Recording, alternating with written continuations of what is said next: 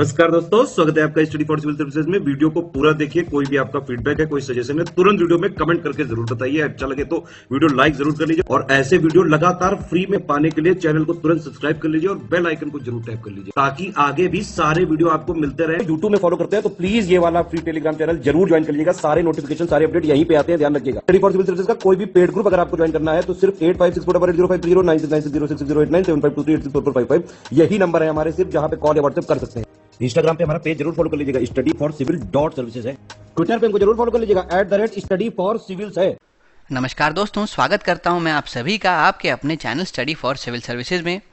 एक lecture series हम आपके साथ चला रहे हैं जहां पे यूपी पीसीएस के पुराने वर्ष के मेंस पेपर हम लोग डिस्कस कर रहे थे। इसी क्रम में आज 2020 के जीएस3 का हम लोग डिस्कशन करेंगे।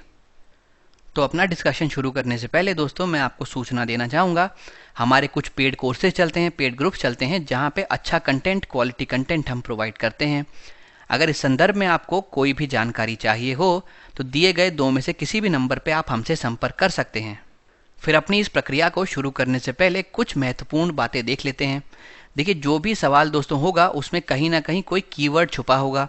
आपको उस कीवर्ड को पहचानना है और उसी के अनुसार आपको अपना उत्तर तैयार करना है। अब जो ये आप उत्तर तैयार करेंगे इसमें हम लोग तीन विभाजन करेंगे, तीन भागों में इसको बांटेंगे।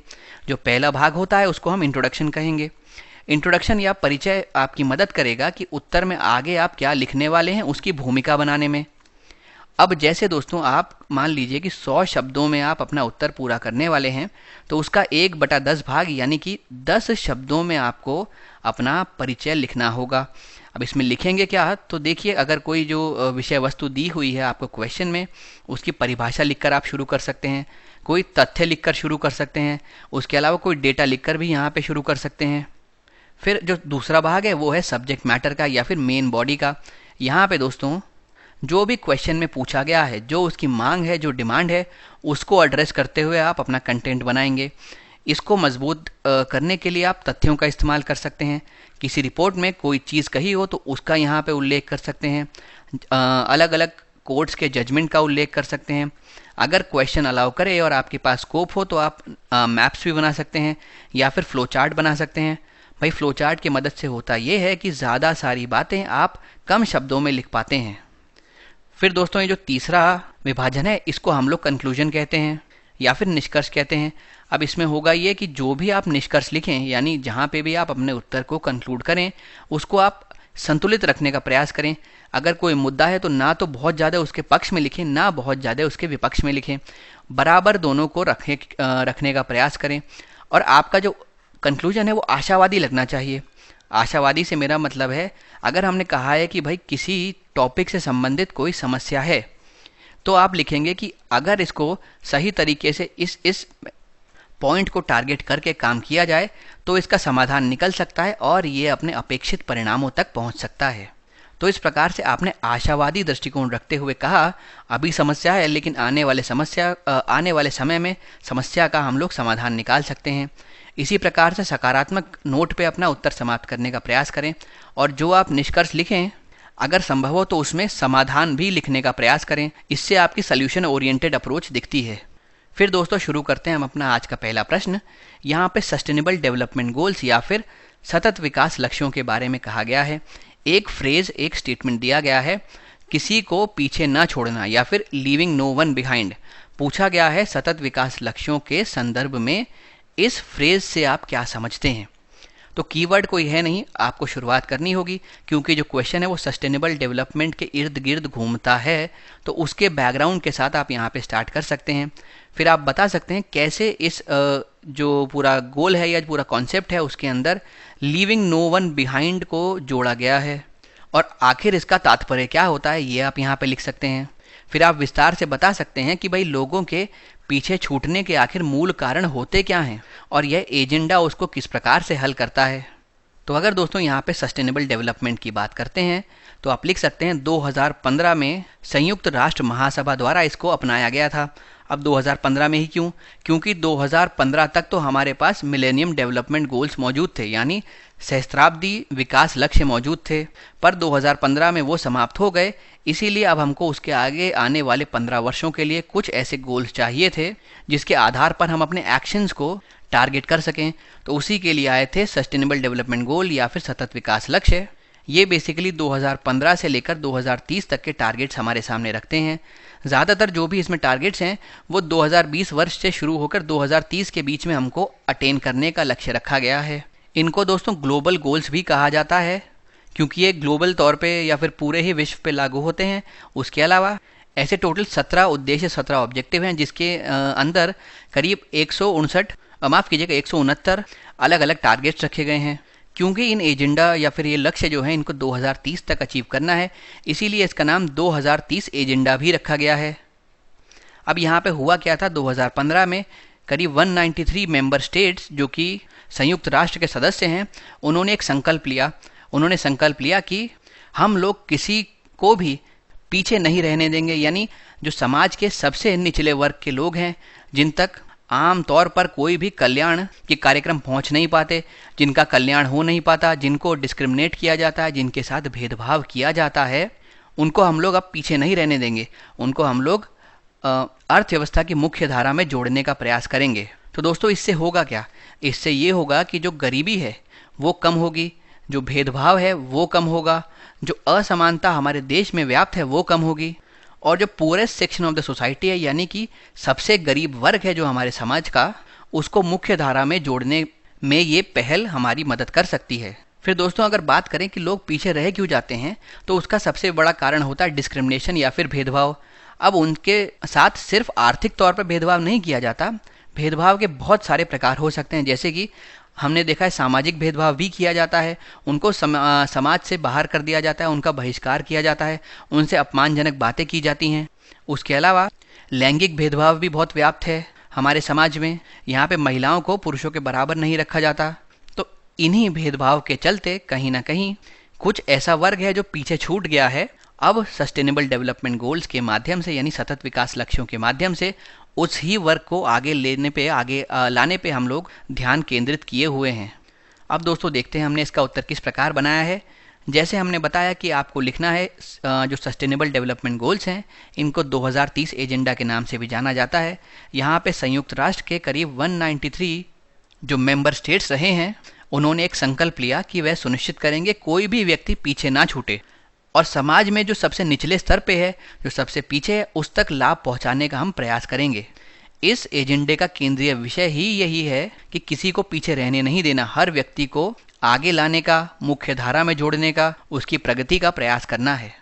ये जो संयुक्त राष्ट्र के मेंबर स्टेट्स हैं, उनकी इस कार्रवाई की प्रतिबद्धता दिखाता है कि भाई अब वो आने वाले समय में गरीबी को ख़त्म करेंगे, असमानताओं पर अंकुश लगाएंगे, भेदभाव का सामना कर रहे लोगों को अपलिफ्ट करेंगे, उनको उस भेदभाव से बचाएंगे, साथ ही सबसे जो पीछे का वर्ग है उसकी प्रगति को आगे बढ़ाने के लिए कार्य करेंगे।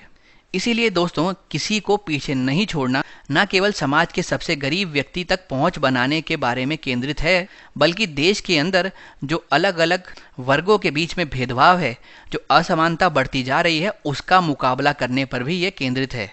लोगों को पीछे अगर छूटने के हम कारण देखें, किन कारण के चलते लोग पीछे रह जाते हैं, तो उसमें सबसे बड़ा कारण हमारे सामने आता है भेदभाव या फिर डिस्क्रिमिनेशन। अब मैंने बताया डिस्क्रिमिनेशन सिर्फ एक प्रकार का होता नहीं, अलग अलग रूप में ये समाज में अपनी जड़ें फैलाए हुए है। जैसे हमको आर्थिक तौर पे भेदभाव तो दिखता ही है, उसके अलावा लैंगिक भेदभाव भी दिखता है, जहाँ पे महिलाओं को पुरुषों के बराबर नहीं समझा जाता। उसके अलावा समाज में इस प्रकार के लोगों को जो मुख्य धारा से पीछे रह जाते हैं, उनका बहिष्कार किया जाता है, उनसे अपमानजनक बातें कही जाती हैं। तो ये उनके सामाजिक भेदभाव का कंपोनेंट्स हो गए। तो इस प्रकार का जो भेदभाव है, इसको कम करना ज़रूरी है, और सस्टेनेबल डेवलपमेंट गोल जो है यहीं पे टारगेटेड हैं। तो यानी किसी को पीछे नहीं छोड़ने की जो अवधारणा है, इसमें बुराइयों से लड़ने की क्षमता हमको दिखती है। फिर दोस्तों अगर आपके मुख्य परीक्षा में इस प्रकार का क्वेश्चन आ जाए कि सतत विकास प्राप्त करने के क्या तरीके हो सकते हैं, तो आप ये आंसर उसमें लिख सकते हैं। इसमें से पॉइंट्स उठा के कुछ पॉइंट्स अपने लगा के बेहतर आंसर बना सकते हैं। सबसे पहले तो अगर आपको सस्टेनेबल डेवलपमेंट अचीव करना है, तो जो भी ऐसी एक्टिविटीज़ हैं जो पर्यावरण को प्रभावित करती हैं उनको कंट्रोल करना होगा, उनको कम से कम करना होगा। उसके अलावा संसाधनों की आपूर्ति को बढ़ा के आपको जैव उत्पादकता में सुधार करना होगा। फिर अगर आप कोई कंस्ट्रक्शन कर रहे हैं जो कि बहुत ज़रूरी है एक विकासशील देश के लिए, इस कंस्ट्रक्शन को आपको इको फ्रेंडली रखना होगा, यानी कि पर्यावरण के अनुकूल रखना होगा। हमने देखा है कि निर्माण उद्योग जो है, कंस्ट्रक्शन सेक्टर जो है, उसके पर्यावरण पे बहुत खराब प्रभाव पड़ते हैं। तो यहाँ पे हम लोग फोकस करते हैं कि उसी सेक्टर में जो पर्यावरण पे प्रभाव पड़ रहे हैं उनको कम किया जा सके। फिर जो पानी का वेस्टेज हो रहा है या फिर जो संसाधनों का वेस्टेज हो रहा है उसको हम कम कर सकते हैं। स्पेशली जब हम बात करते हैं कृषि सेक्टर की या एग्रीकल्चरल सेक्टर की, तो उसमें ये वेस्टेज बहुत अधिक देखा जाता है। अगर आप डिजिटल टेक्नोलॉजीज़ का इस्तेमाल करेंगे तो इस प्रकार के वेस्टेज को हम कम कर सकते हैं। फिर जो वेस्ट जनरेट होता है उसमें हम लोग रिडक्शन कर सकते हैं, जिससे कि जो भी चीज़ होगी उसकी दक्षता बेहतर हो जाएगी, क्योंकि उसमें से कम वेस्ट निकलेगा और ज़्यादा यूजफुल प्रोडक्ट निकलेगा। जो दोस्तों ये सतत विकास का मॉडल है, ये डिजिटलाइजेशन या फिर डिजिटलीकरण पे बहुत अधिक निर्भर करता है, और यही डिजिटल टेक्नोलॉजी जो है हरित व्यवसाय के संचालन के लिए प्रमुख फैक्टर्स हैं। तो इसीलिए हमको डिजिटलाइजेशन की तरफ जाना होगा, वो हमको सशक्त बना सकता है सतत विकास लक्ष्य को या फिर सतत विकास को प्राप्त करने के लिए। फिर हमको नेचर बेस्ड सोल्यूशन पे टिकना होगा। तो दोस्तों यहाँ पे नेचर बेस्ड सोल्यूशन से हमारा तात्पर्य है कि ऐसे समाधान की तरफ हमें आगे बढ़ना पड़ेगा जो सामाजिक समस्याओं का भी समाधान निकाल सकें और साथ में पर्यावरण की भी रक्षा कर सके, उसको रिस्टोर करने में हमारी मदद कर सकें, और साथ में ह्यूमन वेलबीइंग पर भी ध्यान दे सकें। उसके अलावा जो इकोसिस्टम है उसको रिस्टोर करना ज़रूरी है, वो इसी का आप पार्ट समझ सकते हैं। नेचर बेस्ड सोल्यूशन के तहत हम लोग ऐसे सोल्यूशन लाने की कोशिश करते हैं जो सामाजिक समस्याओं का सामना करे, हमारी ओवरऑल वेलबीइंग का ध्यान रखे, और साथ में पर्यावरण संबंधित जो भी चीज़ें हैं उनको बेहतर बनाने का प्रयास करे, पर्यावरण के संरक्षण का प्रयास करे, उसको रिस्टोर करने का प्रयास करे। फिर दोस्तों हम चलते हैं अपने अगले प्रश्न की तरफ। यहाँ पर नीति आयोग के बारे में पूछा गया है। यहाँ पे पूछा गया है कि नीति आयोग के लक्ष्य क्या हैं, उसके ऑब्जेक्टिव क्या हैं। उसके बाद आपको बताना है 3 साल का जो एक्शन प्लान है वो क्या है, या फिर 3 वर्षीय कार्य योजना क्या है, इसको समझाना है। तो आप यहाँ पे शुरू कर सकते हैं नीति आयोग का इंट्रोडक्शन देते हुए, क्योंकि आपको ये साफ स्पष्ट हो रहा है कि ये जो क्वेश्चन है पूरा नीति आयोग के ही इर्द गिर्द घूमने वाला है। तो उसी को लेके आप अपना इंट्रोडक्शन बनाएं। फिर आप बताइए कि इसके क्या ऑब्जेक्टिव्स हैं जो कि पहले भाग में पूछा गया है प्रश्न के, और फिर आप बताइए कि 3 ईयर प्लान क्या होते हैं नीति आयोग के, यानी नीति आयोग की त्रिवर्षीय योजनाओं के बारे में आप बताएं। तो दोस्तों जब हम इंट्रोडक्शन में नीति आयोग के बारे में बताएंगे तो हम लिख सकते हैं कि एपेक्स पब्लिक पॉलिसी मेकिंग के लिए एक थिंक टैंक है गवर्नमेंट ऑफ इंडिया का, या फिर सर्वोच्च सार्वजनिक नीति बनाने के लिए एक थिंक टैंक की तरह ये काम करता है गवर्नमेंट ऑफ इंडिया के। इस प्रकार से आप इसका इंट्रोडक्शन दे सकते हैं, या फिर आप लिख सकते हैं किस सन में इसको एस्टैब्लिश किया गया, या फिर आप लिख सकते हैं क्या उद्देश्य थे इसके एस्टैब्लिशमेंट के पीछे, या फिर लिख सकते हैं आप प्लानिंग कमीशन अच्छा परफॉर्म नहीं कर रहा था, इसकी वजह से नीति आयोग को लाया गया। तो आप 3-4 प्रकार के यहाँ पे इंट्रोडक्शन तैयार कर सकते हैं। फिर जब हम बात करें कि इसके ऑब्जेक्टिव्स क्या हैं, तो यहाँ पे आप लिख सकते हैं कि भाई देश के विकास के लिए ये राज्यों के एक्टिव पार्टिसिपेशन की बात करता है, यानी ये केंद्रित है राज्यों की सक्रिय भागीदारी के ऊपर। उसके अलावा ये सहकारी संघवाद को बढ़ाने का प्रयास करता है, और उस सहकारी संघवाद से हम लोग राष्ट्र के डेवलपमेंट की ओर फोकस्ड हैं। फिर आप लिख सकते हैं ये अलग अलग नीतियाँ बनाता है, अलग अलग प्लान्स बनाता है, इनफैक्ट विलेज लेवल पे या फिर ग्रामीण स्तर पे भी ये प्लानिंग करता है। फिर आप लिख सकते हैं कि जो समाज का वल्नरेबल सेक्शन है, जो कमज़ोर वर्ग है, उसके उत्थान के लिए ये नीतियाँ बनाता है, ये लॉन्ग टर्म पॉलिसीज़ बनाता है, स्ट्रैटेजिक पॉलिसीज़ बनाता है, ये अलग अलग प्रकार के रिसोर्स सेंटर अपने मेंटेन करता है। तो दोस्तों इस प्रकार से आप इसके उद्देश्य लिख सकते हैं। ये वैसे भी एक सीधा क्वेश्चन है, इसमें आपने नीति आयोग के बारे में पढ़ा होगा लक्ष्मीकांत में, वही चीज़ आपको लिखनी है। तो अब हम देखते हैं हमने उत्तर किस प्रकार से बनाया है। सबसे पहले नीति आयोग को हमने बताया है कि ये एपेक्स पॉलिसी थिंक टैंक है गवर्नमेंट ऑफ इंडिया का, यानी सर्वोच्च सार्वजनिक नीति बनाने वाला एक थिंक टैंक के रूप में ये कार्य करता है। इसके कुछ महत्वपूर्ण उद्देश्य इस प्रकार हैं। राज्यों की सक्रिय भागीदारी पर यह पूरी तरीके से केंद्रित है और उसको इस्तेमाल करके राष्ट्रीय विकास में कार्य करता है, उससे संबंधित प्राथमिकताओं को तय करता है। कौन से ऐसे क्षेत्र हैं जिनमें काम किया जाना चाहिए, क्या ऐसी रणनीति बन सकती है जिससे राष्ट्र के विकास में मदद मिल सकती है, इस प्रकार की दृष्टि को यह विकसित करने का प्रयास करता है। फिर जैसे मैंने बताया ये सहकारी संघवाद को बढ़ावा देने का कार्य करता है। ग्राम स्तर पर यह अलग अलग प्रकार की योजनाएं तैयार करता है। हमारे समाज के कमज़ोर और बहिष्कृत वर्गों पर इसका विशेष ध्यान रहता है, ऐसी नीतियां तैयार करता है जिससे कि इनका भी उत्थान हो सके। उसके अलावा इसके और भी कुछ उद्देश्य हैं, जैसे कि रणनीतिक और दीर्घकालिक नीतियां तैयार करना, और वो किस प्रकार से लागू की जा रही हैं, क्या उनका स्टेटस है, क्या उनकी प्रगति है, इसकी निगरानी करना। फिर उसके बाद ये अत्याधुनिक संसाधन केंद्र बनाता है जो कि राष्ट्र के विकास में किसी न किसी तौर पे मदद करते हैं, और ये राष्ट्रीय और अंतर्राष्ट्रीय स्तर पर प्रमुख हितधारकों के बीच में सलाह मशवरा करवाने पर केंद्रित है। उसके अलावा इनकी भागीदारी को प्रोत्साहित करने पर भी केंद्रित है। इसने एक 3 वर्ष का एक्शन प्लान बनाया, या फिर 2017 से 2020 तक के 3 वर्षीय कार्य योजना तैयार की है। इसके तहत इसने सिफारिश की है कि व्यय की संरचना को बदलने की आवश्यकता है, और ऐसा इसीलिए है क्योंकि जो उच्च प्राथमिकता वाले क्षेत्र हैं, यानी हाई प्रायोरिटीज एरिया हैं, उनको समय के साथ अतिरिक्त राजस्व उपलब्ध कराया जा सके, एडिशनल रेवेन्यू उनको उपलब्ध कराई जा सके, जिससे कि वह बेहतर तरीके से राष्ट्र के निर्माण में, उसके विकास में अपनी भागीदारी दे पाएं। अब ये जो दोस्तों कार्य योजना आई है, इसने पंचवर्षीय योजना को रिप्लेस कर लिया है, जो पहले प्लानिंग कमीशन या फिर योजना आयोग द्वारा बनाया जाती थी। इसके अलावा ये एक 7 साल की रणनीति के दस्तावेज भी तैयार करता है। उसके अलावा 15 साल का विजन डॉक्यूमेंट या विजन दस्तावेज तैयार करता है। जो इसकी कार्य योजना है उसमें कुछ प्रमुख विशेषताएं इस प्रकार हैं। सबसे पहले तो ये केंद्रित है उद्योग और सेवाओं में रोजगार के सृजन पर, क्योंकि अगर एम्प्लॉयमेंट जनरेट होगा, लोगों की जॉब लगेगी, तभी वह देश की तरक्की में, देश के विकास में अपनी सक्रिय भागीदारी दे पाएंगे। फिर 2022 तक किसान की जो आय है उसको दोगुनी करनी है, इस पर भी ये केंद्रित है। लोगों तक किफ़ायती आवास की पहुंच बनानी है। उसके अलावा शहरी विकास करना है, और इस प्रकार से करना है कि पर्यावरण को नुकसान ना पहुंचे। ये जो कुछ पॉइंट्स हैं, ये इसके केंद्र बिंदु हैं इसकी कार्य योजना में। फिर दोस्तों चलते हैं हम अपने अगले प्रश्न की तरफ। यहाँ पे फूड प्रोसेसिंग इंडस्ट्रीज़ के बारे में हमसे क्वेश्चन पूछा गया है। ये एक बहुत बड़ी समस्या आती रही है भारत के संदर्भ में, कि यहाँ पे खाद्य प्रसंस्करण उद्योग जो हैं वो उस स्तर पे विकसित नहीं हो पा रहे हैं जैसा उनको होना चाहिए था। इससे कृषि से संबंधित कई सारी समस्याओं का जन्म होता है। क्वेश्चन में भी यही पूछा गया है कि भारतीय खाद्य प्रसंस्करण उद्योग विकसित देशों की गति के साथ नहीं बढ़ा है, इसकी आपको व्याख्या करनी है। यहाँ पे दोस्तों आपको डिस्कस करना है। तो डिस्कस में क्या होता है, आप ये वाला पूरा जो स्टेटमेंट है इसको लीजिए, इसको एक्सपैंड कर दीजिए और बताइए किस प्रकार से जो फूड प्रोसेसिंग इंडस्ट्री है वो अच्छा नहीं परफॉर्म कर रही, और उसके साथ जुड़े हुए रीजंस क्या हैं, कारण क्या हैं, और कैसा उन कारणों को हम लोग सुलझा सकते हैं, कैसे उससे जुड़ी हुई समस्याओं का हम लोग समाधान कर सकते हैं।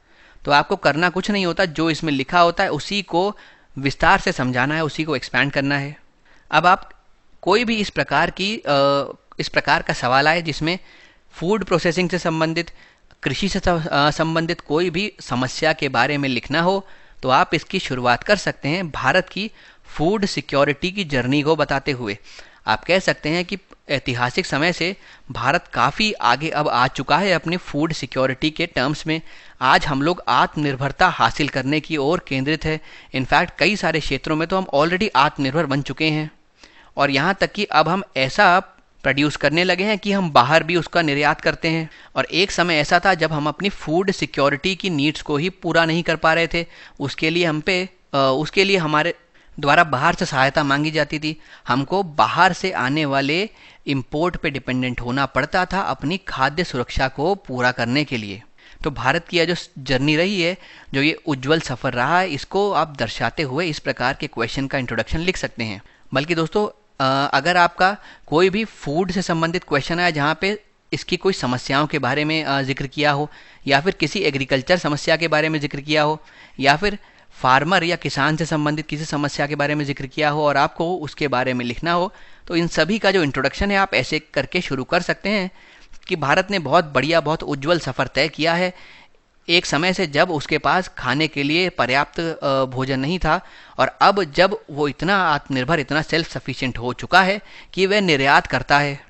तो ये आप एक भूमिका बनाएं। फिर उसके बाद आप इस प्रॉब्लम का जिक्र करें कि ऐसा होने के बाद भी ये समस्याएं अभी भी एग्जिस्ट कर रही हैं। अगर कृषि संबंधी समस्या हो, जैसे कि सिंचाई, जैसे कि सप्लाई चेन या फिर आपूर्ति श्रृंखला से संबंधित समस्याएं, तो आप यहाँ पे उनका जिक्र करें कि भाई ऐसी ऐसी जर्नी भारत ने तय की है, लेकिन फिर भी कुछ कृषि से संबंधित समस्याएं हैं जो आज भी हमें परेशान करती हैं, जैसे कि आपूर्ति श्रृंखला संबंधित समस्याएं, उसके अलावा सिंचाई संबंधित समस्याएं, या फिर अगर फूड के हो तो यहाँ पे लिखिए कुछ ऐसी समस्याएं हमें परेशान करती हैं, जैसे कि कुछ फूड संबंधी समस्या। यहाँ पे हम लिख सकते हैं अपने क्वेश्चन में फूड प्रोसेसिंग या फिर खाद्य प्रसंस्करण उद्योगों के संदर्भ में जो समस्याएं एग्जिस्ट कर रही हैं वो आज हमें परेशान करती हैं। तो आप इन सब अलग अलग आंसर का एक ही टेम्पलेट बना के रख सकते हैं और उसी को इस्तेमाल कर सकते हैं। इससे आपको ज़्यादा सोच विचार करना नहीं पड़ेगा और आपका समय भी बचेगा और एक बेहतर इंट्रोडक्शन भी तैयार हो जाएगा। तो दोस्तों आप देखेंगे हमने इसी प्रकार से यहाँ पे अपना इंट्रोडक्शन बनाया है कि ऑल्दो भारत ने बहुत अच्छी प्रोग्रेस की है, भारत ने अपनी खाद्य सुरक्षा सुनिश्चित करने के लिए एक बड़ी प्रगति की है और हम एक आत्मनिर्भर अर्थव्यवस्था के रूप में उभर के सामने आए हैं, लेकिन आज भी भारतीय खाद्य प्रसंस्करण उद्योग की गति उतनी तेज़ी से नहीं बढ़ी है। तो पहले तो ये लिखा कि हमने अच्छी जर्नी तय की है, लेकिन अभी भी कुछ समस्या है, वो यहाँ लिख दिया।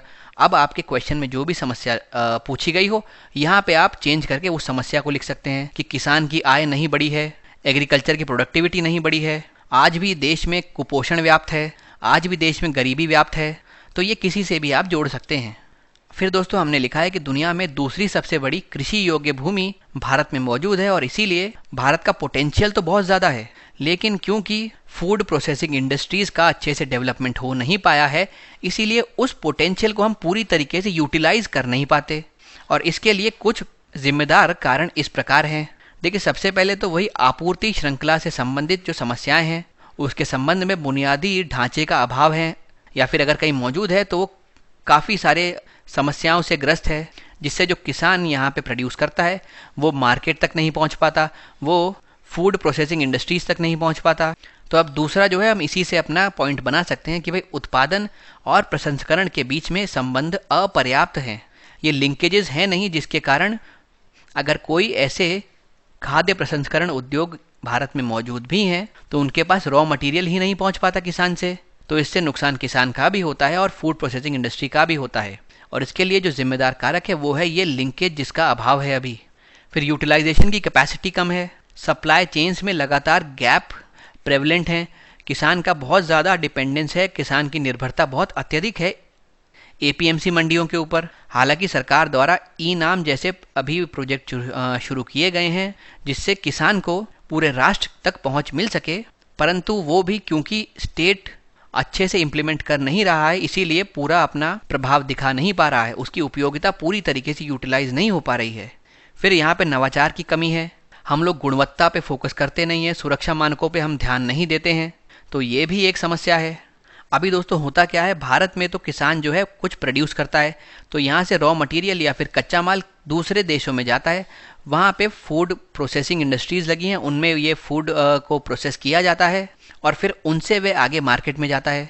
तो अगर ये पूरी चीज़ ही इंडिया में हम लोग ला सकें तो ये कच्चा माल बाहर भेजने की ज़रूरत ही नहीं है। इससे जो दक्षता है पूरे इस सिस्टम की, पूरी व्यवस्था की, वो बढ़ जाएगी।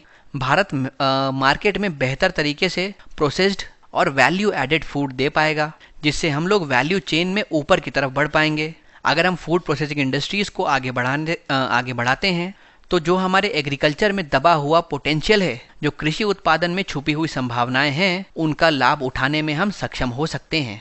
तो इस प्रकार से एक पॉजिटिव नोट पे हमने अपना कंक्लूजन रखा है। फिर दोस्तों अगर इस प्रकार का क्वेश्चन आपके सामने आता है कि सरकार ने क्या क्या कदम उठाए हैं, तो वहाँ पे आप ये सब चीज़ें मेंशन कर सकते हैं। सबसे पहले 100% FDI ऑटोमेटिक रूट के थ्रू अलाउड है फूड प्रोडक्ट मार्केटिंग और ई कॉमर्स में। इससे हम लोग प्रयास कर रहे हैं कि इस क्षेत्र को अट्रैक्टिव बनाया जा सके, जब इसमें निवेश बढ़ेगा, इन्वेस्टमेंट बढ़ेगा। फिर हमने एग्रीकल्चर एक्सपोर्ट जोन्स की स्थापना की है, कृषि निर्यात क्षेत्रों की स्थापना की है।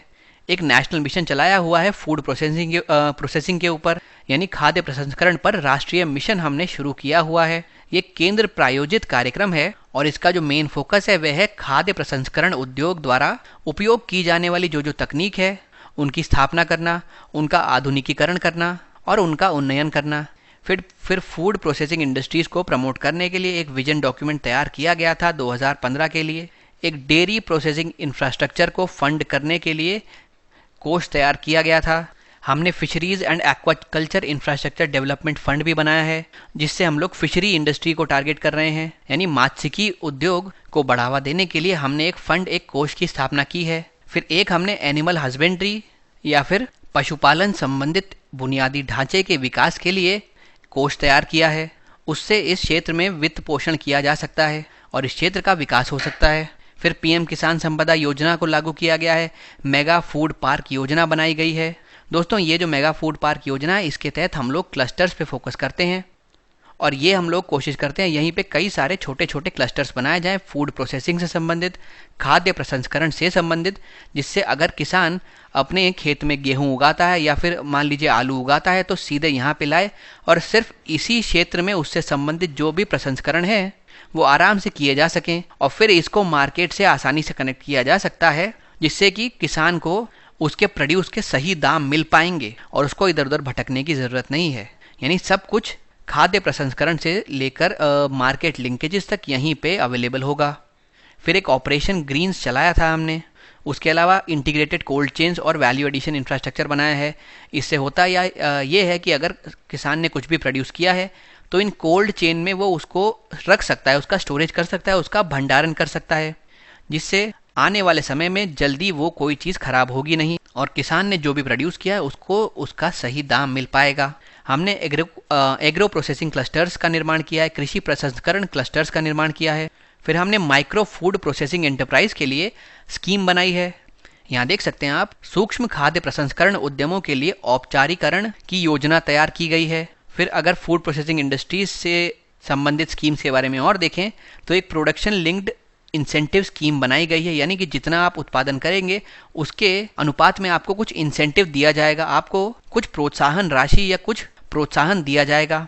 फिर एक फूड प्रोसेसिंग फंड या फिर खाद्य प्रसंस्करण कोष बनाया गया था, जिसमें 2000 करोड़ रुपए रखे हुए थे। ये नाबार्ड द्वारा प्रायोजित किया गया था। तो दोस्तों, ये सब इनिशिएटिव आप अपने आंसर में लिख सकते हैं, तो आपके आंसर में बहुत कंटेंट एनरिच हो जाएगा और वो काफ़ी बेहतर बन जाएगा। अब दोस्तों, हम चलते हैं अपने अगले प्रश्न की तरफ। यहाँ पे पूछा गया है स्मॉल स्केल इंडस्ट्रीज़ के बारे में, जो कि उत्तर प्रदेश में है। यानी उत्तर प्रदेश के लघु उद्योगों के बारे में आपको यहाँ समझाना है और ये उत्तर प्रदेश की अर्थव्यवस्था में क्या योगदान देते हैं, इसको रेखांकित करना है आपको। तो दोस्तों, यहाँ पे जब आप इंट्रोडक्शन लिखेंगे तो आप ये कहते हुए शुरू कर सकते हैं कि उत्तर प्रदेश अलग अलग प्रकार के लघु उद्योगों का घर है। यहाँ पर कई सारे लघु उद्योग एक साथ फ्लरिश करते हैं। फिर आप एग्जाम्पल दे सकते हैं कौन से क्षेत्र में किस प्रकार का लघु उद्योग है और वे किस सेक्टर में अपनी प्रोफिशिएंसी रखता है, इस बारे में आपको यहाँ बताना होगा। और फिर एंड में आप ये बता सकते हैं कि ये स्मॉल स्केल इंडस्ट्री किस प्रकार से उत्तर प्रदेश की इकोनॉमी में रोल प्ले करती हैं, कैसे उसकी अर्थव्यवस्था को बढ़ाने में महत्वपूर्ण भूमिका ये निभाती हैं, ये आपको बताते हुए अपना उत्तर समाप्त करना होगा। तो दोस्तों, यहाँ पे आप ऐसे शुरुआत कर सकते हैं। भाई, आप लिख सकते हैं कि उत्तर प्रदेश में करीब करीब हर एक ज़िले में कोई ना कोई स्मॉल स्केल इंडस्ट्री मौजूद है, यानी लघु उद्योग हर एक ज़िले में करीब करीब मौजूद है और उन्होंने अपनी मैन्युफैक्चरिंग में अपने जो जोन है, अपना क्षेत्र है, उसमें दक्षता भी हासिल की है। इस प्रकार से आप इंट्रोडक्शन देके अपना उत्तर शुरू कर सकते हैं। फिर आप यहाँ पे मेंशन करना शुरू हो जाइए कि कौन से क्षेत्र में कौन कौन से लघु उद्योग मौजूद हैं और वो किस चीज़ के लिए मशहूर हैं, यानी किस चीज़ के उत्पादन में वे दक्षता हासिल करे हुए हैं। और फिर आपको दोस्तों फाइनली यहाँ पे बताना पड़ेगा कि कैसे वो उत्तर प्रदेश की अर्थव्यवस्था में महत्वपूर्ण भूमिका निभाते हैं। अब इस केस में आप लिख सकते हैं कि ऐसे लघु उद्योग जो है वो रोज़गार के अवसर बढ़ाते हैं, जिसकी वजह से ज़्यादा लोगों को नौकरियाँ मिल पाती हैं, ज़्यादा लोगों को जॉब मिल पाती है, जिसकी वजह से उनको अच्छा वेतन मिलता है, जिससे उनका जो क्वालिटी ऑफ लाइफ है वो बेहतर होती है। फिर क्योंकि जॉब मिलता है, वेतन मिलता है, तो कई लोग जो है वो पॉवर्टी के कुचक्र से बाहर आ जाते हैं, यानी गरीबी रेखा के वो ऊपर आ जाते हैं। साथ ही जो ऐसी स्मॉल स्केल इंडस्ट्रीज़ हैं, जो ऐसे लघु उद्योग हैं, वो बेसिकली कम कैपिटल कॉस्ट में स्थापित किए जा सकते हैं। तो यानी कि अगर कोई गरीब आदमी, कोई ऐसा व्यक्ति है जिसको कोई एक इंडस्ट्री सेटअप करनी है, उसके पास ज़्यादा पैसा है नहीं, तो वो आराम से ऐसी स्मॉल स्केल इंडस्ट्रीज़ को एस्टैब्लिश कर सकता है। फिर ये अलग अलग प्रकार के फिनिश्ड प्रोडक्ट या फिर पक्के माल बाजार तक पहुंचाते हैं, जिसकी वजह से वहाँ की जो लोकल इकोनॉमी है उसमें ये लोग वृद्धि लाते हैं। और क्योंकि इसमें ऐसी कोई बहुत ज़्यादा स्किल्स की ज़रूरत होती नहीं, तो जो कम कौशल वाला लेबर है, जो श्रमिक है, उसको भी यहाँ पे रोज़गार के अवसर मिल पाते हैं। वरना ऐसी इंडस्ट्री जिसमें हाई स्किल्स की रिक्वायरमेंट होती है, वहाँ पे जो लेस स्किल्ड लेबर है, जिसमें ज़्यादा कौशल है नहीं, वो उसके लिए बेकार माना जाता है और उसको वहाँ से निकाल दिया जाता है। ना वहाँ पे उसके लिए किसी प्रकार के रोज़गार के अवसर जनरेट होते हैं। पर स्मॉल स्केल इंडस्ट्री ऐसी चीज़ों को भी ध्यान में रखता है।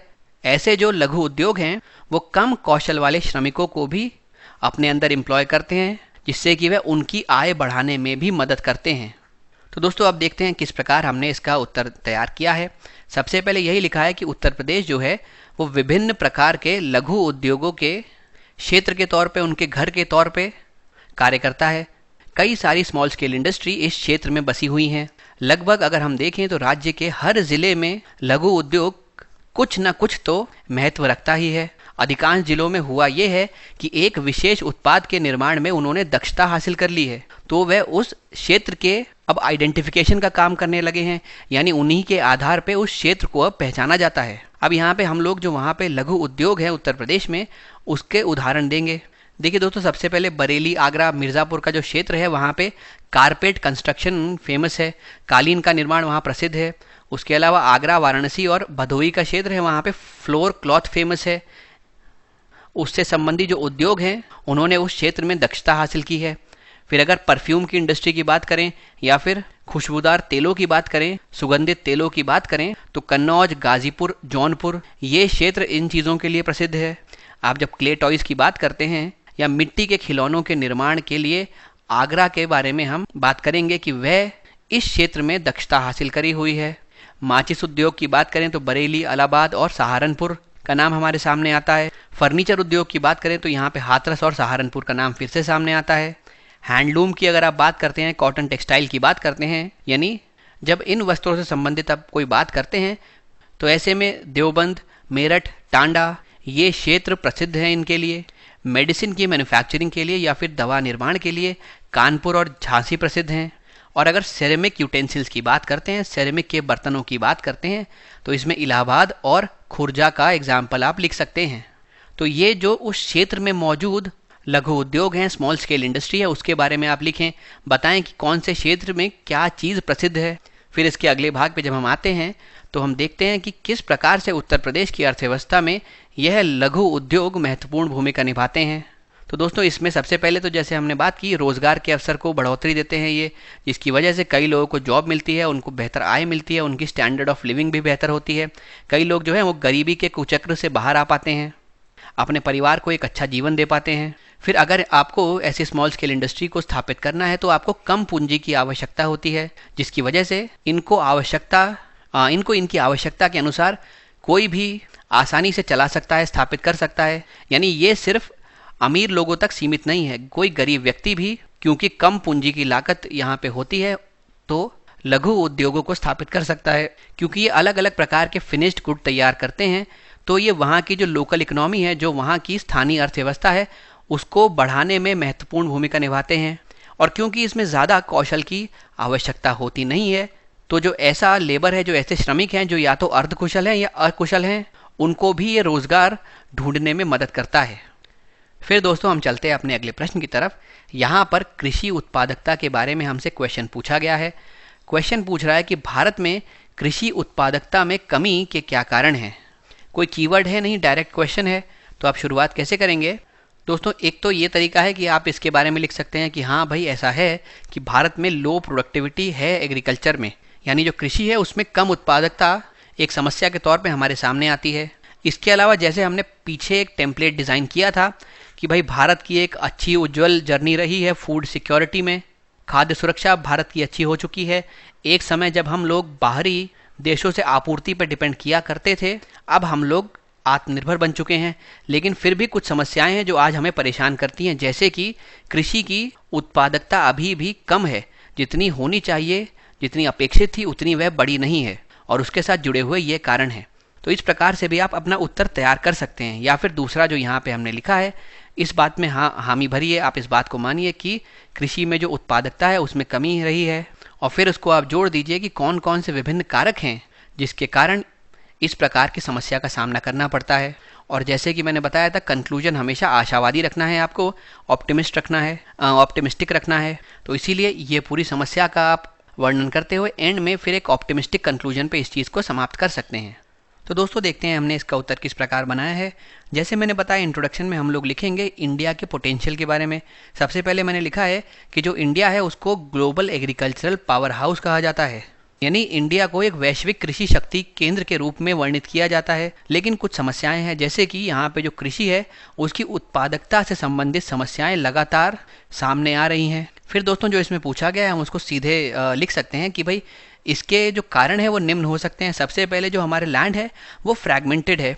अब देखिए स्वाभाविक बात है, अगर इतनी बड़ी ज़मीन पे मैं खेती करूँगा तो बहुत सारा मैं यहाँ पे उत्पाद प्रोड्यूस कर पाऊंगा, तो इतने सारे को बेच के मेरे पास अच्छा प्रॉफिट आ पाएगा और साथ में इस पूरी ज़मीन पे जो उत्पादकता है वो भी बढ़ेगी। परंतु अगर वहीं इस ज़मीन को छोटे छोटे टुकड़ों में आप बांट दें और ये एक किसान की है, दूसरे की है, तीसरे की है, मान लीजिए सब एक ही परिवार के हैं, तो सबको छोटी छोटी ज़मीन मिल गई है, तो जो ये वाला व्यक्ति होगा ये अब इतनी ही ज़मीन पे अपना कुछ उगा पाएगा। फिर यहाँ पे हो सकता है कुछ और ही फसल उग रही हो, यहाँ पे कोई तीसरी फसल उग रही हो, तो इस वजह से ये टोटल जो प्रोडक्टिविटी है एक क्षेत्र की वो कम हो जाती है। और इंडिया में फ्रेगमेंटेड लैंड जो है वो एक बहुत चिंताजनक विषय है और इसीलिए जो किसान है उसके लिए एग्रीकल्चर यहाँ पे प्रॉफिटेबल एम्प्लॉयमेंट भी नहीं होता, क्योंकि इतने से में वो क्या तो उगा पाएगा और क्या बेच पाएगा और कितनी उससे संबंधित उसके पास आय आएगी। इसीलिए ये जो कृषि है ये भारत में किसान के लिए लाभदायक रोजगार बनने में सफल नहीं हो पाया। फिर यहाँ पे जो कृषि है वो मानसून पे बहुत हद तक डिपेंडेंट रहती है और आज आप देख रहे हैं जिस प्रकार से जलवायु परिवर्तन हो रहे हैं, क्लाइमेट चेंज हो रहा है, अलग अलग प्रकार के वेदर इवेंट्स एकदम बढ़ गए हैं, उनकी एक्सट्रीमिटीज़ बढ़ गई हैं। कभी तो इतनी बारिश होगी कि बाढ़ आ जाएगी और कुछ क्षेत्रों में बिल्कुल भी बारिश नहीं होगी तो सूखा पड़ेगा। इसी वजह से हमारा कृषि का जो क्षेत्र है वो अफेक्ट होता है। भाई जो भारत में एग्रीकल्चर है वो ज़्यादातर मानसून पे डिपेंडेंट है। अब जब यहाँ पे मानसून ही आप प्रिडिक्ट नहीं कर पा रहे कि किस प्रकार से रहेगा, तो ऑब्वियसली आपकी कृषि की उत्पादकता तो प्रभावित होगी ही। फिर हर क्षेत्र में हमारे पास सिंचाई सुविधाएं भी नहीं हैं और इस वजह से भी किसान को मानसून पर अत्यधिक निर्भर रहना पड़ता है। अगर सिंचाई सुविधाएं हम हर एक क्षेत्र में पहुंचा पाए, पर्याप्त संसाधन पहुंचा पाए, तो किसान को मानसून पर इतना निर्भर ना रहना पड़े, जिसके चलते कृषि की उत्पादकता बढ़ सकती है। फिर यहाँ पे जो निवेश है वो भी उतना नहीं है जितना होना चाहिए, यानी अपर्याप्त है। भाई अगर इस क्षेत्र में निवेश आएगा तो उससे हम लोग नई टेक्नोलॉजी को यहाँ पे ला सकते हैं, इस क्षेत्र का मैकेनाइजेशन कर सकते हैं, इसमें मशीनों की संख्या बढ़ा सकते हैं। इन दोनों ही चीज़ों से इस क्षेत्र की दक्षता बढ़ेगी। अगर क्षेत्र की दक्षता बढ़ेगी तो वहाँ पे जो प्रोडक्टिविटी है वो भी इंक्रीज़ होगी, तो ये एक चेन सी बन जाती है। लेकिन क्योंकि निवेश की ही कमी है तो ये सब चेन पूरी तरीके से चल नहीं पाती और यहाँ तक पहुँचने में हम सफल नहीं हो पाते। फिर जो चीज़ें मौजूद हैं उसके बारे में भी किसान को इतनी जानकारी है नहीं, किसान में जागरूकता का अभाव है। कई सारी सरकारी योजनाएं हैं जिससे किसान को लाभान्वित करने का सरकार प्रयास करती है, पर क्योंकि किसान को उसके बारे में जागरूकता ही नहीं है तो उससे संबंधित लाभों को वो अटेन नहीं कर पाता। अब फिर दोस्तों देखा गया है कि किसान की जो आय है उसमें कुछ खास बढ़ोतरी हो नहीं रही। उसके अलावा किसान के पास ऐसी कुछ पूंजी भी नहीं है, कैपिटल भी नहीं है। तो इन चीज़ों के, इन संसाधनों के अभाव के कारण जो किसान है वो इनपुट एग्रीकल्चर के लिए अफोर्ड नहीं कर पाता, उतना वो ला ही नहीं पाता। जैसे कि अच्छे बेहतर क्वालिटी के अगर बीज मिल जाएंगे तो उत्पादकता बढ़ेगी, पर उसके लिए आपको चाहिए पैसा। किसान के पास इतना पैसा है नहीं, जिस वजह से वो इसका इस्तेमाल नहीं कर पाता। इसी तरीके से फर्टिलाइज़र भी पैसा मांगता है। अगर आपको फर्टिलाइज़र चाहिए तो आपको पैसा लगाना पड़ेगा। किसान क्योंकि गरीब है, उसके पास पैसा नहीं है, फसल उसकी इतनी अच्छी हो नहीं पाती कि वो अच्छे सरप्लस अमाउंट ऑफ मनी अपने लिए जनरेट कर पाए, तो इसके चलते फर्टिलाइज़र तक भी वह नहीं खरीद पाता अपने खेत के लिए, अपने कृषि क्षेत्र के लिए। फिर मैकेनाइजेशन की भी कमी है, अलग अलग मशीन्स का उपयोग बढ़ाना चाहिए जिससे कि क्षेत्र की दक्षता बढ़ पाए।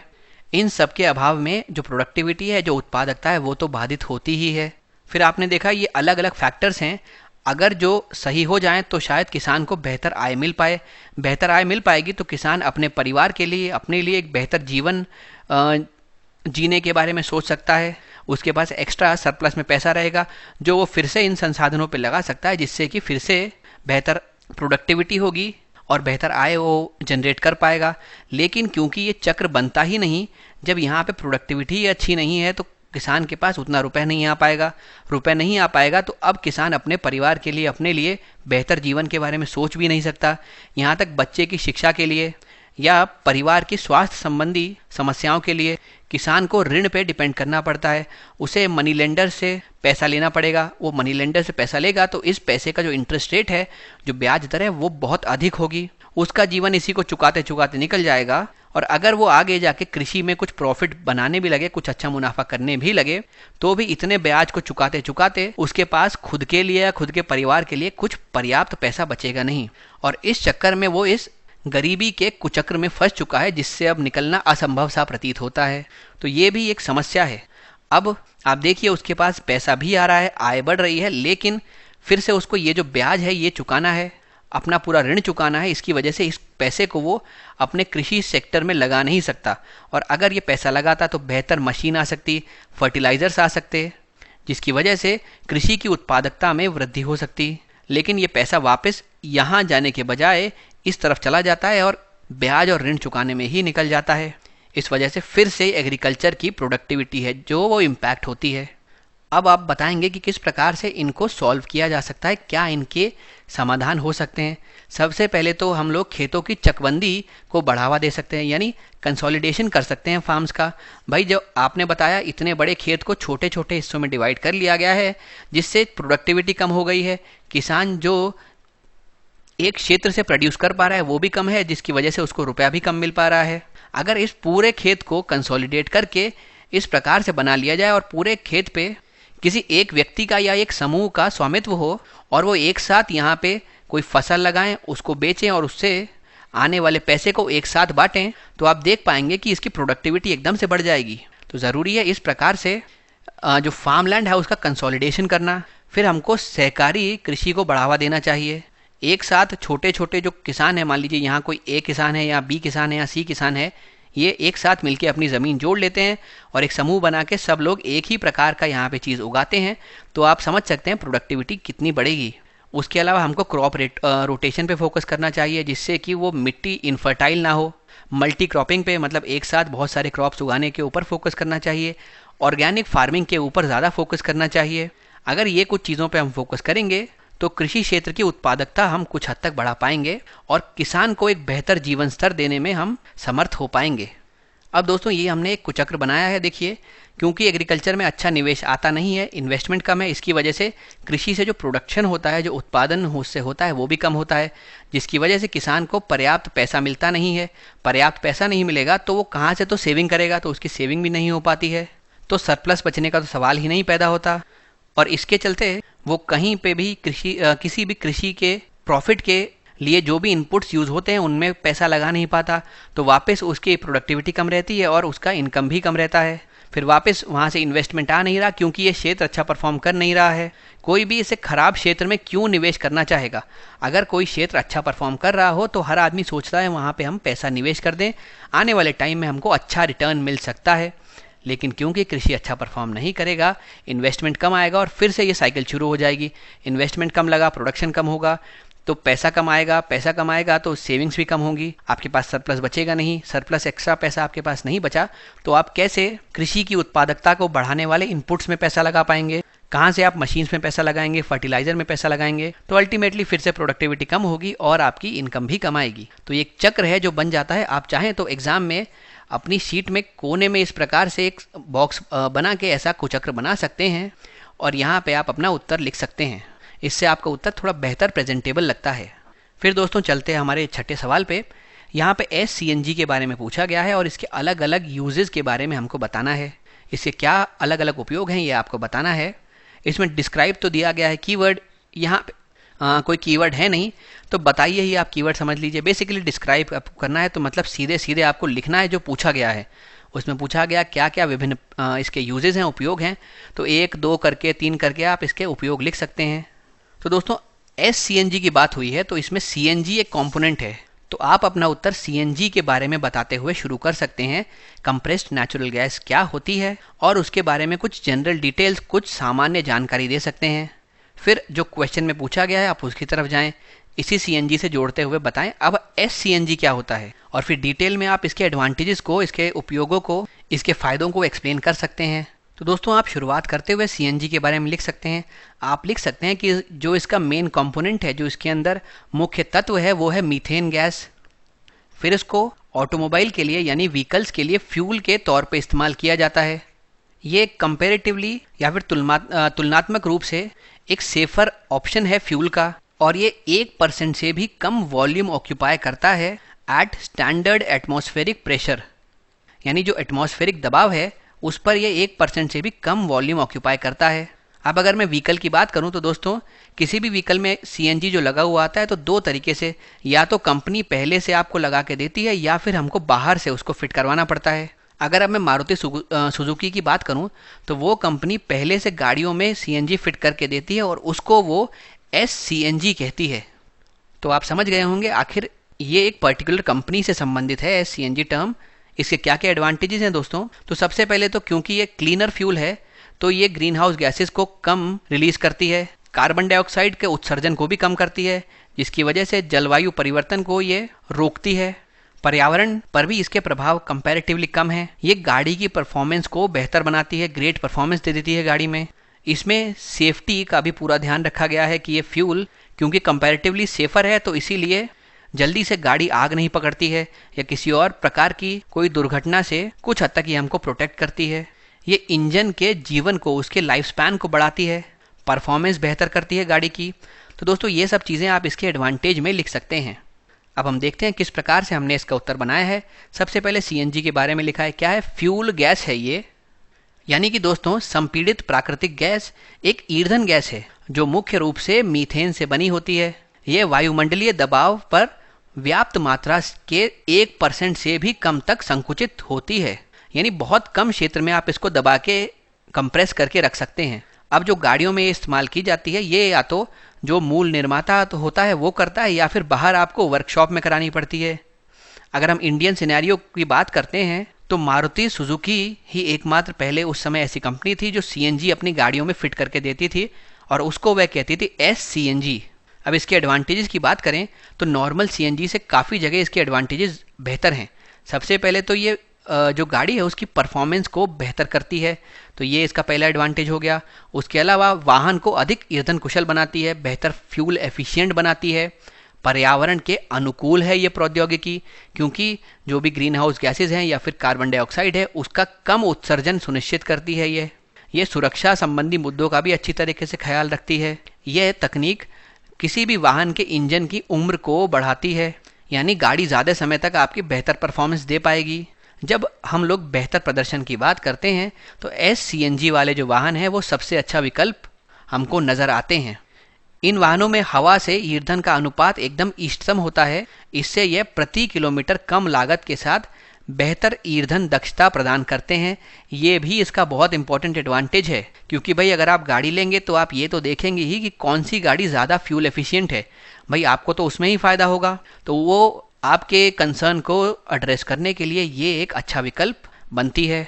फिर ये इससे जुड़े हुए कुछ एक्स्ट्रा हमने फैक्ट दे दिए कि अगर सीएनजी को आपको वापस भरना होता है तो SCNG के व्हीकल में एक स्पेशल नोजल दी जाती है जिसका नाम NGV रिसेप्टिकल बताया जाता है। इसकी मदद से तेज़ी से और सुरक्षित तरीके से ईंधन भरने में यह उपयोगी साबित होती है। इसीलिए यह प्रौद्योगिकी भारतीय परिस्थितियों के लिए पूरी तरह से उपयुक्त है। इस प्रकार से आप अपना उत्तर समाप्त कर सकते हैं। फिर दोस्तों हम चलते हैं अपने अगले प्रश्न की तरफ। यहाँ पे हमसे पूछा गया है कि वाइल्ड लाइफ कंजर्वेशन या फिर वन्य जीव के संरक्षण से संबंधित क्या क्या चुनौतियाँ मौजूद हैं, इसकी आपको आलोचनात्मक मूल्यांकन करना है। क्रिटिकली इसको आपको एग्जामिन करना है। तो दोस्तों यहाँ पे क्योंकि चुनौतियों की बात की गई है तो आप अपना उत्तर ऐसे शुरू करें जिससे सामने वाले को ये प्रतीत हो कि अभी वाइल्ड लाइफ के संदर्भ में, जैव विविधता के संदर्भ में भारत में जो स्थिति है वो दयनीय है। तो आप लिख सकते हैं कि भाई बायोडाइवर्सिटी में बहुत डिक्लाइन हुआ है, जैव विविधता में भारी गिरावट आई है। इस बात को साबित करने के लिए यहाँ पे आप अलग अलग संगठनों की रिपोर्ट भी प्रस्तुत कर सकते हैं, कुछ डेटा लिख सकते हैं जिससे आपकी बात को मजबूती मिलेगी। अब आपने भूमिका तो बना दी कि भाई आने वाले हमारे आंसर में हम लोग ये बात करेंगे कि क्यों बायोडाइवर्सिटी या फिर वाइल्ड लाइफ जो है वो डिक्लाइन हो रही है, तो इसीलिए आप उससे जुड़ी हुई समस्याओं के बारे में बात करेंगे। तो आप कारण या समस्याएं यहाँ पे बता सकते हैं और अंत में आप ये बता सकते हैं कि भारत सरकार इस दिशा में क्या प्रयास कर रही है, वो वन्य जीवों के संरक्षण के लिए क्या क्या पहल सामने लेके आ रही है। इस प्रकार से आप एक आशावादी निष्कर्ष लिखकर अपना उत्तर समाप्त करें। तो दोस्तों, शुरुआत में तो हमने बताया आप किसी भी संस्था की यहाँ पे रिपोर्ट मेंशन कर सकते हैं जहाँ पे ये लिखा हो कि पिछले कुछ वर्षों में हमारे देश में या फिर पूरे विश्व में वाइल्ड लाइफ या फिर बायोडाइवर्सिटी की मात्रा में गिरावट आई है। फिर इसके रीजंस लिखने की बात आते हैं तो आप लिख सकते हैं कि आजकल कंस्ट्रक्शन के चलते, अलग अलग विकास संबंधी प्रोजेक्ट्स के चलते हम लोग जंगल काटते चले जा रहे हैं, उसको डाइवर्ट कर रहे हैं। इस वजह से जो भी उस क्षेत्र में रहने वाली वाइल्ड लाइफ है उसके लिए भी चुनौतियां आ जाती हैं। भाई, आप किसी का घर छीन लेंगे तो वो कहाँ रहेगी, वो दूसरे क्षेत्रों में जाएगी, तो वहाँ दूसरे क्षेत्रों में रहने वाले जीवों से उसका कॉन्फ्लिक्ट होगा और इस प्रकार के कॉन्फ्लिक्ट में एक ना एक को तो नुकसान होगा ही। फिर उसके अलावा आप कह सकते हैं कि इलीगल हंटिंग जो है या जो अवैध शिकार चल रहा है अलग अलग प्रजातियों का, वो भी इनके लिए एक खतरा या फिर एक समस्या उत्पन्न करते हैं। फिर कई बार हम लोग इको टूरिज्म का हवाला दे के ये कहते हैं कि हम लोग यहाँ पे टूरिज्म के साथ ही जो वाइल्ड लाइफ है उसको संरक्षित करने का प्रयास कर रहे हैं, लेकिन इको टूरिज्म के कुछ नकारात्मक प्रभाव भी होते हैं और उन्हीं नकारात्मक प्रभावों के अंतर्गत कुछ जो अधिक संवेदनशील प्रजातियां हैं उनके लिए समस्याएं बढ़ जाती हैं, वो विलुप्त होने की कगार पर आ जाती हैं। तो ये जो इको टूरिज्म की आजकल लहर चल रही है, इसके जो नकारात्मक प्रभाव हैं, इससे भी कुछ अधिक संवेदनशील प्रजातियां नुकसान महसूस करती हैं। फिर आप लिख सकते हैं कि क्योंकि जंगल कटते जा रहे हैं, हर जगह हम लोग बिल्डिंगें खड़ी कर रहे हैं, तो भाई उस क्षेत्र में रहने वाले जो जीव जंतु थे आमतौर पे आजकल वो ह्यूमन से ज़्यादा कॉन्फ्लिक्ट में आ रहे हैं और ह्यूमन से वो कॉन्फ्लिक्ट में आ रहे हैं तो उनको या तो न्यूट्रलाइज कर दिया जाता है या फिर उनको मार दिया जाता है। बेसिकली इससे भी हमारी वाइल्ड लाइफ प्रभावित हो रही है। उसके अलावा एक जो यूनिवर्सल फैक्टर आप हर जगह मेंशन करते हैं वो है जलवायु परिवर्तन या फिर ग्लोबल वार्मिंग। इससे भी अलग अलग क्षेत्र में अलग अलग प्रकार से जीवन प्रभावित हो रहा है। अब क्योंकि ये जो ऊपर हमने बात की कि जंगल हम काट रहे हैं, कंस्ट्रक्शन कर रहे हैं, तो उनका जो घर है, जो उनका हैबिटेट है, उसका हम लोग एनक्रोचमेंट करते जा रहे हैं, उसके ऊपर अतिक्रमण करते जा रहे हैं। अब दोस्तों यहाँ पे जो जनजातियाँ माफ़ कीजिएगा, जो जीव जंतु रहते हैं, क्योंकि उनके घर का अतिक्रमण कर लिया गया है, उस पर बिल्डिंगें बना दी गई हैं, तो उनका जो प्रे बेस होता है, यानी जो शिकार वो करते हैं, जो भोजन वो करते हैं, जिसके आधार पर वे जीवित रहते हैं, वो कम हो जाता है, उसकी उपलब्धता कम हो जाती है, जिसके कारण पूरी फूड चेन अफेक्ट होती है और उससे भी ये जो जनजाति जो वन्य जीव हैं उनकी एग्जिस्टेंस पर खतरा मंडराने लगता है। तो दोस्तों, इस प्रकार से आप अपना उत्तर यहाँ पे लिख सकते हैं और फिर बता सकते हैं कि सरकार अलग अलग पहले चला रहा है जिससे कि अलग अलग प्रजातियों को संरक्षित किया जा सके। यहाँ पे एलिफेंट के लिए प्रोजेक्ट एलिफेंट चल रहा है, वल्चर के लिए हमने वल्चर रेस्टोरेंट बनाए हैं, टाइगर के लिए हमने प्रोजेक्ट टाइगर चला रखा है, राइनोज के लिए हमने इंडियन राइनो विजन 2020 चला रखा था। इस प्रकार से कुछ भारत सरकार की पहलों को आप यहाँ पे लिख सकते हैं। चाहे तो आप कुछ अंतर्राष्ट्रीय पहलों को भी यहाँ पे लिख सकते हैं, क्योंकि इस क्वेश्चन में खास करके भारत की बात की नहीं गई है। तो अपने उत्तर को और बेहतर और विविध बनाने के लिए आप भारत की और अंतर्राष्ट्रीय पहलों की दोनों की ही बात कर सकते हैं। तो जैसे हमने बताया दोस्तों, पहले एक रिपोर्ट के आधार पर हमने ये लिखा है कि जो ग्लोबल बायोडाइवर्सिटी है उसमें भारी गिरावट आई है और हमने यहाँ पे जिस रिपोर्ट का सहारा लिया है वो है WWF की लिविंग प्लैनेट रिपोर्ट। ये रिपोर्ट कहती है कि वैश्विक जैव विविधता में तेजी से गिरावट आई है। 1970 से 2016 के बीच में आप देखेंगे तो मैमल्स में, बर्ड्स में, फिश में, प्लांट्स में, इंसेक्ट्स में करीब औसतन 68% की गिरावट आई है, जो 50 से भी कम वर्षों में करीब 2/3 एरिया को दर्शाता है जहां पे इस प्रकार की गिरावट आई है। इसके पीछे कई सारे कारण हैं या कई सारे रीजंस हो सकते हैं, उसको आप यहाँ पे लिख सकते हैं। सबसे पहले हम लोग डेवलपमेंटल प्रोजेक्ट्स जो बनाते हैं, नए नए हाईवेज बनाते हैं, ब्रिजेस बनाते हैं, उसके लिए जंगल को काट दिया जाता है। आप जंगल काटेंगे तो जहाँ पे पहले सब वाइल्ड लाइफ रहा करती थी वहाँ पे अब ह्यूमंस रहने लगेंगे। इसकी वजह से एनिमल और ह्यूमन का कॉन्फ्लिक्ट बढ़ जाएगा, जिसमें यही होता है कि निर्दोष जानवरों की हत्या कर दी जाती है। फिर यहाँ पे क्योंकि आपने वहाँ पे पुल बना दिए, राजमार्ग बना दिए, उनका हैबिटेट आपने, उनका आवास आपने नष्ट कर दिया है, इसीलिए पूरी खाद्य श्रृंखला पर ही प्रभाव पड़ता है, यह असंतुलित हो जाती है। फिर कई बार देखा गया है कोई भी एलियन या फिर इन्वेजिव स्पीशी जब यहाँ पे आती है तो वो वहाँ की जो नेटिव स्पीशी है, जो वहाँ की देसी जैव विविधता है, उसको खतरे में डाल देती है। इको टूरिज्म के नाम पर जो हम एनवायरनमेंट और टूरिज्म को साथ चलाने का प्रयास कर रहे हैं उसमें भी कई ज़्यादा स्पीशीज़ खतरे में आती हैं।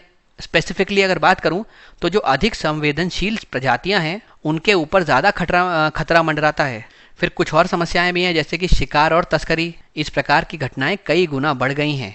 फिर जो आपका यूनिवर्सल फैक्टर है, ग्लोबल वार्मिंग बढ़ती जा रही है, जलवायु परिवर्तन बढ़ रहा है, कुछ जो एक्सट्रीम वेदर इवेंट्स हैं जैसे कि जंगल में जो आग लग रही है वैसे इंसिडेंट बढ़ते चले जा रहे हैं, बाढ़ के इंसिडेंट्स बढ़ रहे हैं, इससे भी वाइल्ड लाइफ काफ़ी हद तक अफेक्ट हुई है।